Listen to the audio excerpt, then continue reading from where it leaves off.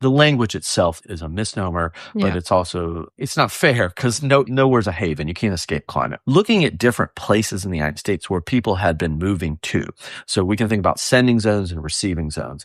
And receiving zones are not climate havens, right? And what I try to do in the book is dispel the mythology of climate havens. What if migration isn't something that just happens, but something that is made? Welcome to Production Side, the podcast about the societal negotiation of migration. We explore how migration is produced through policies, institutions, and categories. And we ask, what role does migration research itself play in this process? Welcome to this episode of our podcast. Today, we look at how links between climate change and migration are produced through social processes. My name is Aurora A, and I will be the host for today's episode. I'm a sociologist at Goethe University in Frankfurt and at the Collaborative Research Center Production of Migration here in Osnabrück. I'm a doctoral researcher. I'm working in a project which explores whether and how climate-driven migration is emerging as a new form of migration.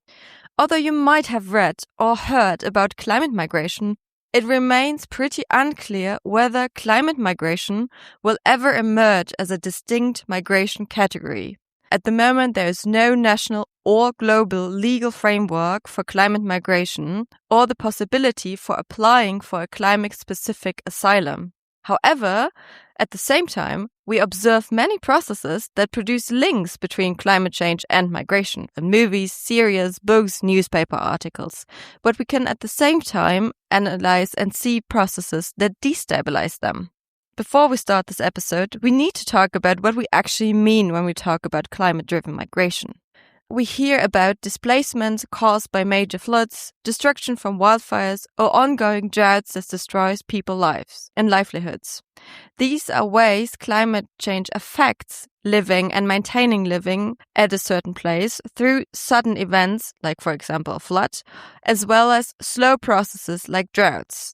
Here we see that climate change impacts, like the floods that I mentioned, are drivers for migration decisions or other forms that we later will talk about.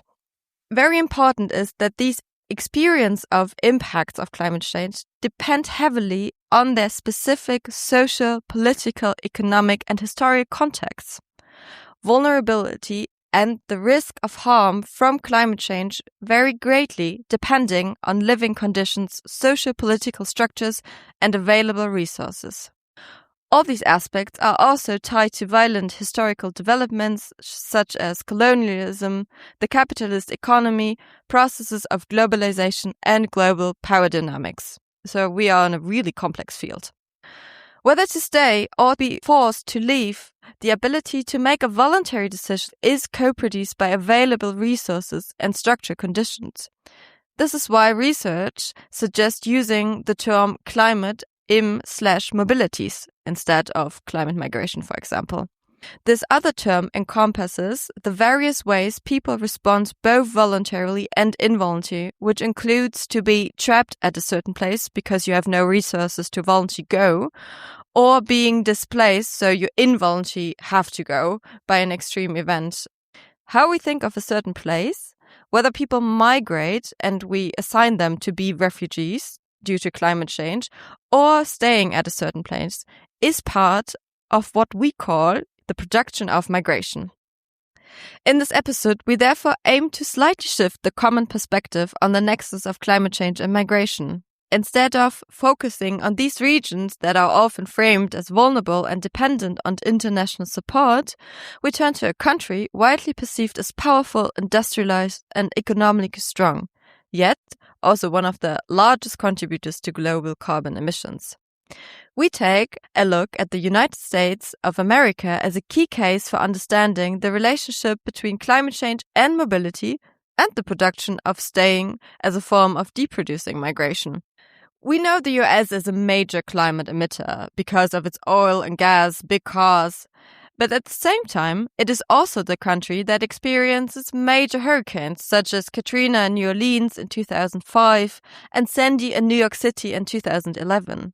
And both of these hurricanes were public international events which are important for climate change policy in many other countries. To discuss how climate change impact are addressed in this context and how different forms of staying and moving and then getting mobile are shaped under these socioeconomic conditions, I'm joined today by Jessie M. Keen, an expert on climate change adaptation and mitigation in the US. Jessie is an associate professor of sustainable real estate and urban planning at Tulane University in New Orleans. He recently published the book North, The Future of Post-Climate America, which explores the intermingle of climate change adaptation, migration, and carbon mitigation. After my conversation with Jessie, my dear team colleague Professor Thomas Scheffer, also from the University of Frankfurt, will join me for some reflections. At the beginning of our conversation, I asked Jessie about New Orleans. He has lived there for a while and still works there. I was interested in how a city severely affected by Hurricane Katrina and which is still up to date a climate-vulnerable place shapes a researcher's work. Jessie, tell us, how has New Orleans shaped your research on climate change? And maybe also, how does your research shape your being in the city? Yeah, that's a great question with probably not a terribly rational answer. The first thing I think it's useful for particularly European listeners to contextualize is that over the course of human civilization and thousands of years of human development, people figured out over time where high exposure, high risk places were and are, and they adapt their settlements accordingly. But, in the United States, and New Orleans is a good example of this, European settlement here is less than 500 years old, often less than 250 years old. And so when people moved here, they didn't benefit from that accumulation of indigenous knowledge about where risk and exposure and the machinations of environmental processes in the context of where they decided to build. So in this sense, New Orleans was a strategic defensive, was founded really in the Mississippi River in a swamp in a place that no one should have ever built a city. So a lot of places in the United States have an inordinate level of environmental exposure because they just didn't benefit from this accumulation of knowledge. But to answer your question, just to go back to, how does that shape my work and my research? I was looking to get out of Harvard because they hadn't tenured anybody in my department as a junior faculty this century. And climate change is not really viewed as a popular research theme that would yield get me tenure there. Different universities we looked at around the country, I liked Tulane in a way because it was on the front lines, right? I had worked in the Gulf Coast in and around Hurricane Katrina. I knew the full spectrum of environmental justice in terms of toxic exposure, Cancer Alley. I knew the geography reasonably well, and I knew that it was sinking. New Orleans has approximately annualized sea level rise, mean relative sea level rise of about 15 to 17 millimeters per year, which puts it on one of the most high risk and high exposure, low elevation coastal zones anywhere in the world. I mean, it's up there with Bangladesh, right? But I wanted to kind of be truly on the edge of risk. But I was a little naive on those terms because we had Hurricane Ida hit. My wife and I are expecting our first and only child. Things change when you become a parent. Your tolerance for risk and your perception of risk changes, of course. And we're expecting our first child. And then, of course, a hurricane comes and blows off part of our roof. And we basically have to, you need a roof to have a baby. So we end up moving to where we live now in Philadelphia, Pennsylvania. And so I'm sort of keenly aware in many ways of risk and exposure. I've sort of lived it on some level. I actually got the contract to the book North as we were driving over the causeway or over the bridge to the mainland during our evacuation from the hurricane. It's a weird set of circumstances, but I'll say it probably hasn't changed my work. And I don't think it has had a big influence on my work. If it has, I would say it's just given me a sense of the human toll in terms of the stress of what it means to be on the move, at least under conditions of displacement, but also under conditions of elective mobility. That is, when people are, in voluntary terms, thinking about how and where to move, what are all the trade-offs that we make, and what are the range of considerations? Climate's just one of many factors in terms of human mobility. How do we begin to psychologically connect with place? What do we dream about? In terms of the affective reasoning and our emotional connection to where we're going and the fictions that we create. And this is work that's happened in migration studies and in sociology and even in anthropology. But I think I begin to appreciate that line of scholarship and those kind of modes of thinking that move beyond the kind of rational economic orientation that one often has to public policy. And so in that regard, I'm sure it has had some influence along the way. A hurricane makes climate change feel like a real threat to living. I think this is important to keep in mind for us as researchers dealing with climate change in many ways. We ought not to treat it as too abstract. It can hit us as well, and we might be, as you describe it in the beginning of your book, confronted with the question of where to maintain living in times of climate change. Your book gives the answer: north. Your book and your research in general address adaptation and mitigation, but also the question of becoming mobile, seeking refuge, and seeking more climate-friendly spaces. You see them potentially further north, like the Great Lake regions in the US. This reflects the title of your recent book. In your subtitle, you introduced the terminology post-climate America. This surprised me, actually. How can we think beyond climate? Can you maybe explain to us what you mean by a post-climate America? So post-climate America, for me, as I set it up, is really, there's sort of no need to over-intellectualize it, and that's probably my tendency. But in its simplest form is a state where climate change is fully internalized into everything that we do, right? Not just as a challenge or as a risk, but actually indeed as an opportunity as well. Because there's tremendous opportunities that come with climate change to fix many problems which happen to be carbon intensive, which segregate our society, which create cost burdens, which make us have trade-offs between energy and healthcare, or filling up the car with gas and education or medicine.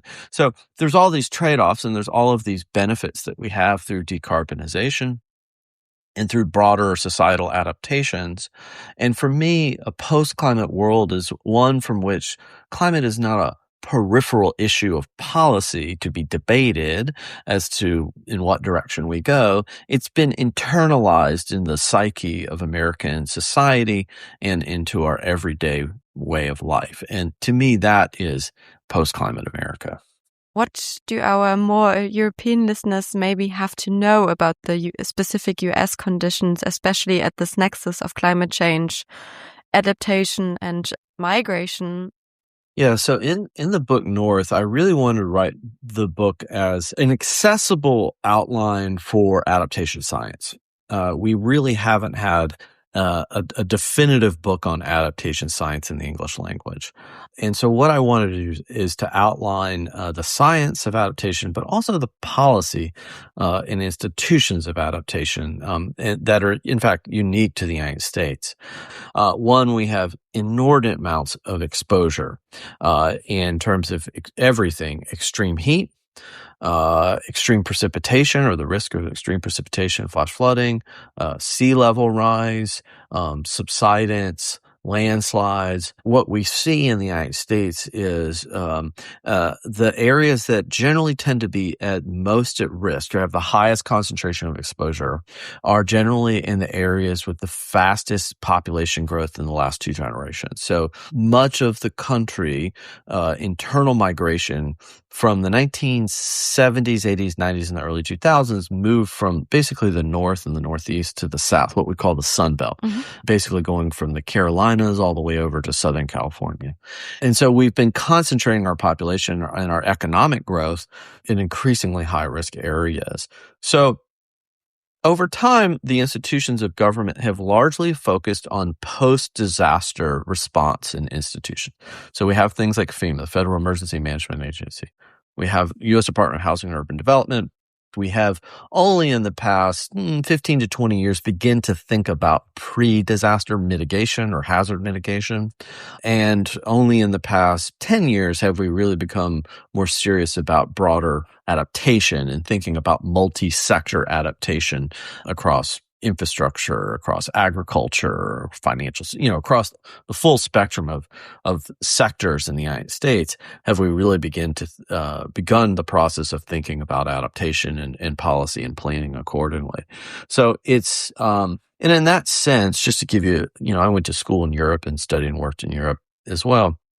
I would say the United States is a full 10 to 15 years behind, at least, advancements that we've seen particularly among EU member countries in adaptation policy and planning. And of course, we're falling way behind now with the dissolution and destruction of an enormous amount of federal infrastructure, and mostly the firing of personnel that are the key continuity from one presidential administration to the other in developing not just the policy, but developing the expertise that it takes to reach the full depth of these sectors. And before we talk a bit more about the political conditions of the current times we live in, I have one more question, because also you focus on real estate. I wonder how the American dream and the idea of having a house and having a place to live and raise your children is kind of also a shaping factor in the question how climate change impacts adaptation and also maybe mobility forms are shaped in the US, that there's a specificity with the American. Yeah, I mean, so to understand the American dream, just for listeners who may not be familiar with this is a deep-rooted fiction that created the idea of the American consumer. And the idea of the American consumer following the Great Depression of the 1920s into the 1930s, and certainly after the post-war period of the 1940s, was that the government would amortize long-term mortgage debt. What happens in the United States is basically the government amortizes long-term debt in order to free up the income and expenditures of consumers so that they can go out and buy things in the economy and grow the economy. So 2/3 of our economy, even today, is just people buying stuff. It's consumption, right? And this is one of the reasons we're so carbon intensive. So we create the consumer, and the American dream is this idea that people own property, they own land, they own their housing, and they have a little white picket fence, and their kids ride their bikes to school, and they everybody lives as a single family unit, in the kind of Judeo-Christian sense of America. It's a husband and a wife and 2.5 kids, right? So we've created this fiction, 250 years of a fiction of what it means to how we should live, where we should live, and how we should invest capital. And so that in many ways has been much bigger than climate, because the way the role that the government plays in financing it and paying for housing it includes some, but excludes a good number of people, right? We've run out of infrastructure supported land, so we've borrowed a lot of money in the municipal bond market to build housing. But what the bottom line is that housing cost burdens have gone up. And part of these cost burdens are being now, of course, in recent years, being driven by climate change, specifically as it relates to insurance. This is the canary in the coal mine. This is what people feel first, is the insurance side of things. And we've had significant insurance losses, and that has had massive inflation in the price and cost of insurance for American homeowners. And so, much of my career has been to talk about climate change and research climate change, but really communicate climate change, not as a moralization, because it's easy to moralize climate change, right? And I'm sure I'm guilty of that sometimes myself. But really to say, hey, this is a basic economic issue. This is an issue that resonates with American households. It impacts your monthly budget. It impacts your life savings. It impacts your accumulation of wealth and your quality of life. We don't have to moralize the right or wrong of climate change. What we need to look at is how it shapes your life and your daily life. That's what I I would say, pioneered on some level as a form of communication in the United States and a body of research. So the American dream becomes a vehicle to communicate climate change. Yeah. Regarding the housing aspect that we just talked about, I think it is important to talk about the injustices that are created and that are also part of the fiction of the American way of living with the American dream and the house, that injustices are in some senses escalating because of climate change impacts. And maybe you can say a bit more about that, because I think climate change injustices is on a local level, but also on a global level, a very important aspect in a climate changing world. Yeah, and I'm not sure that I would use the language of injustice because the system was designed, that is the capitalist system of what we have in the United States, was designed to create inequalities, right? The system and the mode of regulation, institution, law, and policy doesn't provide provision for equal allocations of resources. What it's largely focused in on is procedural due process and procedural justice, in the sense that it has on its surface a kind of egalitarian ambition, but of course it results in disproportionate burdens on certain types of populations. So I think what I recognize in my book and try to document empirically is that certain populations bear certain types of burdens in terms of income inequality, by income, race, class, however you want to look at it. And that disproportionate burdens, particularly as it relates to just income inequality and class disparity and segregation and race segregation, are going to be exacerbated by climate, right? My critique of the left in the normative side of social justice is not the same thing as the critique of this is actually, that in many ways they're actually fundamentally right on a lot of these things, which is that when we correct off these fundamental climate problems, or we address them and we adapt to things, we have the opportunity to address a lot of allied social conditions to bring people up. They're 100% correct about that. What I think they've lost is how you communicate that. Yeah. Because they've kind of moralized it in a way and communicated it in a way that prioritizes some populations over others without communicating how and why that is. And so it becomes a kind of binary identification that some populations bear, burden and responsibility, and some should be blamed, and it becomes a kind of theological disposition to argue that some will be saved and some will be damned. And I think there's a different way to communicate that brings in a much broader community and diversity of people into the mix who see it slightly differently in terms of who bears the responsibilities and who bears the burdens. But I think as empirical social scientists or research scholars, we have an obligation to say, yeah, there are people who bear enormous burdens here, and that we as a society should have laws and policies that help people, that help bring up the quality of life in their basic existence to a level which is humane. Yeah. And that is the challenge. And that's not an easy one so I think a lot of this is not that people are factually inaccurate. It's that it's how we choose to communicate and how we choose to build coalitions. And I don't think you build coalitions of people around climate by so explicitly choosing some people over other people and excluding others. I think the whole idea is to include people, not to exclude people. And by the way, that means including rich people in the conversation, right? Which is like, by the way, because the rich people are the ones that often control the capital. I'm not saying I'm right or necessarily right or wrong, but I think that this is where climate communications and climate research really needs to go to build a bigger tent. Yeah. And it can't just be about social justice, as I see it. It's too small of a narrow issue politically. Yeah, I think for climate communication, the wording and also the choice of terminology are really crucial aspects. I want to discuss this a bit more with you at the moment. I noticed throughout your work that the shaping of new terms is something important to you. And I want to start with a term that received widespread media attention, climate haven. In 2018, journalist Oliver Millman used the term safe haven in his article, Where Should You Move to Save Yourself from Climate Change? The term safe haven was picked up by the media and fabricated into a media construct now coined as climate havens.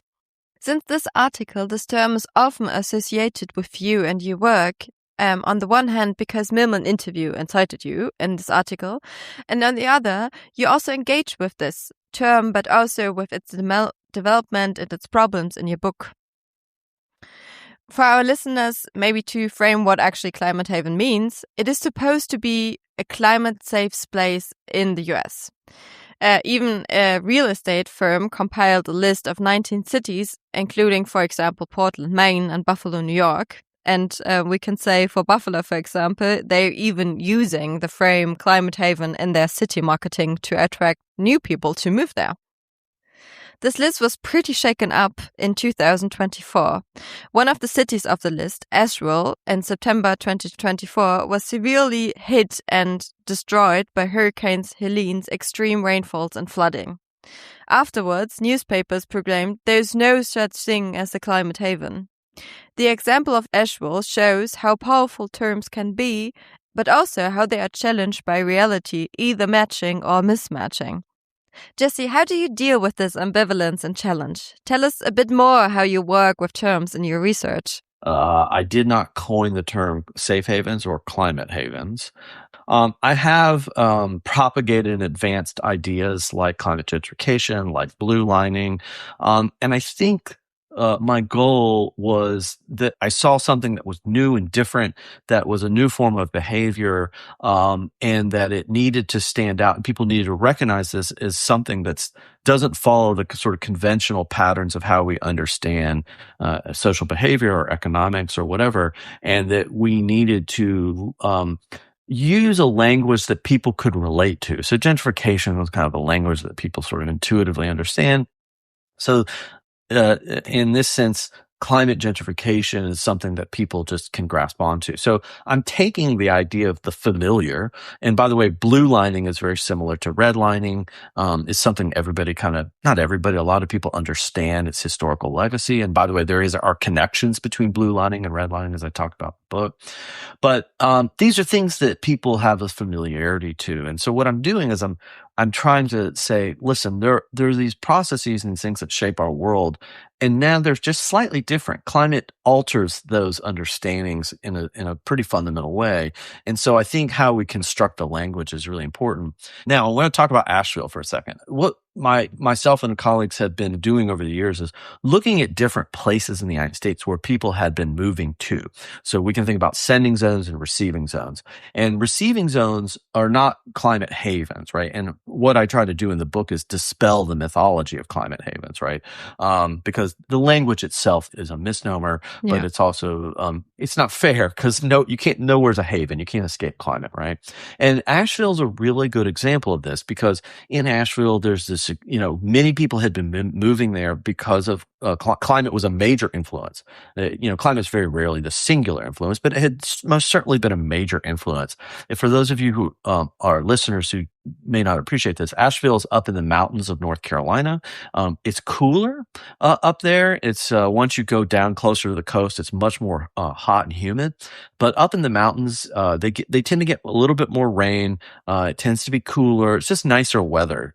I would say in general, it's not so hot. And so people had been moving there, and of course they have the big flood. And the big flood knocks out power and infrastructure for a few months, and it knocks out some places that historically had pretty consistently flooded in the past. But if there's one thing we know about Asheville, one thing we know about American post-disaster redevelopment is that Asheville will only continue to grow as a receiving zone. People will move there. In fact, what's going to happen and what's already happening is they'll just go in and tear down what was flooded in Asheville, and they will regrade the lots. They will fill in with dirt and rock and soil, and they will elevate things. They will design buildings with engineering resilience techniques and materials. So for instance, the first floor will be designed to be flooded, and that'll just be a garage, so you're not really damaging much of their home. And they will develop at higher densities and at higher price points, and to accommodate a greater population load in these areas. And so we use engineering resilience as a form of amenity to rationalize the intensity of redevelopment. And by the way, they will sell these homes at price points that were many times higher than what was flooded in the first place. Yeah. So that's already happening. Asheville will only continue to grow as a receiving zone. Yeah. So I think it's important to recognize that, there is no climate havens. One of the things I talk about in the book is like, well, why does climate havens appear? Where does it come from? Well, it turns out it comes from journalists or people writing, and they sort of misunderstand the scholarship, and they misunderstand what people have been talking about, and they intentionally use a very inflammatory rhetorical vehicle in the language of a haven as a kind of joke in a way, but then people end up taking it seriously. People are desperate for optimism. Yeah.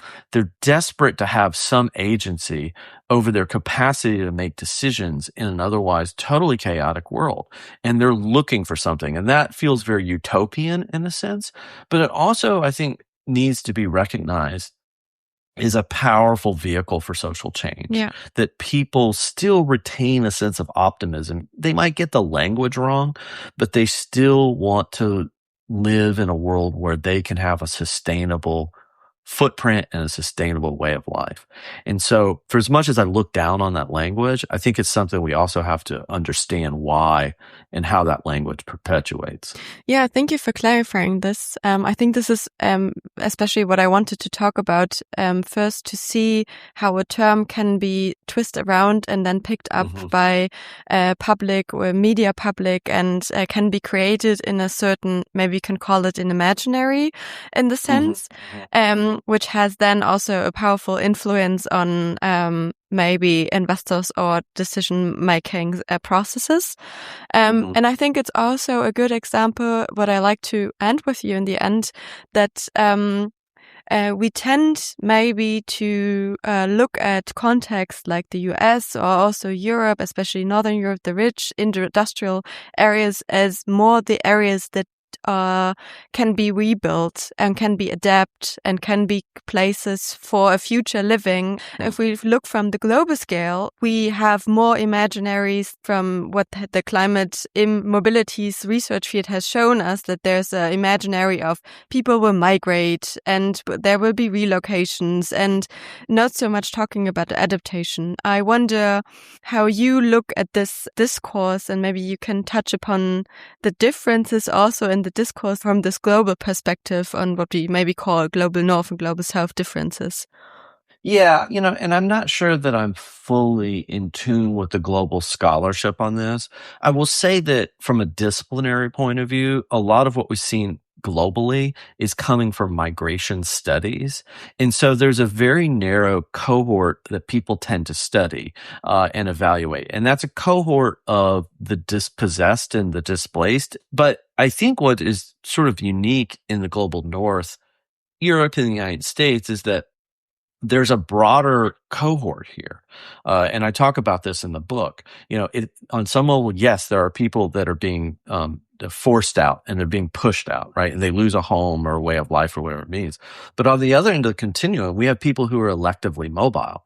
We have people with the wealth, the skills, the labor capacity, and the choice and the opportunity to be mobile. And this is certainly true all throughout Europe with the freedom of movement in Europe. I think that's what's unique a little bit in the United States and in Europe, and particularly in the United States, is that we see a lot more different types of people on the move now. It's not just the old-fashioned way of thinking, not the old-fashioned, but the kind of more narrow perspective that people are of lesser means that have been forced by some exploitive global capitalist system and are being dispossessed and displaced. Those people certainly exist by the hundreds of millions. But there's also other populations out there who have some choice or are making choices by virtue of their disproportionate position of being privileged with living in these countries of wealth, who are also on the move. And that is a very valuable thing to understand and to learn, because it gives us a sense of the scale and the movement of not just people, but the movement of capital, and how, and for better or for worse, right, to prepare in many ways, as I argue, for this movement, so that next time we don't just perpetuate carbon-intensive suburban segregating sprawl. We actually think about how we can do this the right way, to take advantage, to de-risk and decarbonize our society, and to advance those of lesser means, to bring everyone up in the advance of a quality of life and our stewardship of the environment. This is what's at stake. Yeah, we see many existential problems overlapping in the times we do research in at the moment. Some call it a poly-crisis, which also pushes the post-climate era, where climate change is not a problem, but more part of the structure, or part of everything we do, as you explained in the beginning. It's pushing at us for more into the future, and hopefully is still in a way we can imagine it realizable in the sense. We have all the tools we need in terms of technology and policy. What we need, I think your use of the imaginary is spot on. What we need is to inspire people that there is a way out, and there is a better life ahead for people. Yeah. That's all people want. Yeah. It's just genetically encoded in our ambition for the perpetuation of our species. And find ways in an inclusive way to not produce fictions again that to exclude certain people. We could only survive as a species of groups. The anthropologists have long taught us this. So we have to work together. There's no alternative. I mean, forget institutions and organizations for a second. Like, at a really basic level, we are genetically encoded to operate in the collective. And that's the only way out of this. Yeah. Thank you. There was a wonderful last word, I would say, that brings us or gives us some, I think you called it vision earlier, some vision how we can move forward to a post-climate America, as you coined it. Thank you so much for joining this episode today. After speaking with Jesse M. Keenan about his research in the US on adaptation and different forms of mobilities, I'm very happy to welcome now Professor Thomas Scheffer. Thomas Scheffer is professor for sociology with an emphasis on interpretative social research. And Thomas and I work together at the Goethe University in Frankfurt, as well as in the so-called C5 project here at the CRC 1604 in Osnabrück. And we are interested in the question how climate-induced migration is produced and negotiated. What are key insights that you take away from the interview for our own research and also for our perspective on the reflexive migration production perspective? Hello, Aurora. Thank you for having me. What I really liked is that in the interview, climate change is everywhere, and it is dictating the pace of us trying to adapt to it, trying to build it into our everyday affairs. A second point, what I learned was to really think about climate-induced migration not as an either-or question, but that this kind of climate-induced migration has a before and after. It is growing into time and growing into space. I think that is, for our own research, really, really interesting. Yeah, that's an interesting perspective. So, for example, with the climate refugee category, would say whether there is a climate refugee or there is not. This would be an either-or perspective. But with this more process perspective that you just formulated, that we also have in our research, is that there are certain stages of development that we can observe. So it's kind of everywhere, and it's all readjusting towards a climate change future and also present. With the US, and I think that's also something we can take away from the interview, that the American dream and also the housing or the insurance for the housing has a specific importance for the US case. And we can learn from that in different contexts, certain aspects where climate change enters the field can be a vehicle for communicating climate change and produce a certain narrative about climate change. Yeah, definitely. What we learn is that it matters a lot from where you observe and from where you experience those changes. So the capacity of the society to help out or to step in, to serve as a kind of buffer is really important. And that is definitely something that on a global scale is not equally allocated. If you are lucky and you are in a very prosperous state, climate-induced migration is further away from your lived reality. Yeah, I think you're touching upon a very important topic. And I think it's the big question about global inequalities and how do we deal with them, and also how do we describe them as social researchers. And I think what you just said with the buffer is a very important aspect, because it signals how important specific or also different resources can distance climate change as everyday problem. One thing I would like to talk about with you is the production of narratives that comes up in the interview. The emphasis on economic issues that Jessie really brought up in talking about housing, how can climate change as a problem be communicated, and that it needs to be something that people feel in their everyday lives. So if the insurance is getting higher and higher because of climate change impacts, you feel it. What this is interesting, that this is a very specific way of addressing climate change as a basic economic problem. I have to say I like his take on it very much. It is important to choose that as a level of telling the story, because it is about continuation despite all ruptures. We all need to translate even the biggest issues in our everyday affairs, paying for the insurance, making the experience that the bill is getting higher and higher. That is one of those many translations. That is how it becomes real at the same time.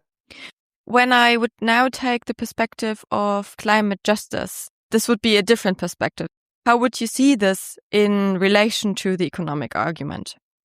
In a way, social justice and climate justice are the same, and they are different at the same time. In political debates, especially on the left, it is often the confusion that one would say, yeah, you are interested in climate change, but not in the social question. The thing is with climate change that it is radicalizing the social question.